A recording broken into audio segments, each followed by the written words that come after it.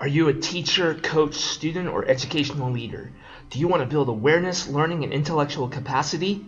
Then look no further than Culturally Responsive Teaching and the Brain, written by Zaretta Hammond and endorsed by the Professor Ginsberg of San Diego State's Teacher Credential Program. This book breaks down the way the brain works in a classroom environment in an easy-to-understand fashion. It will help you understand your culture and the culture of others in deep and meaningful ways. Don't believe me? Check out Chapter 4 with techniques for reflecting the interactions so that awareness, growth, and maturity can flourish. Or how about Chapter 6, where Hammond talks about how to develop partnerships with students who traditionally feel marginalized. This is not a book on theory.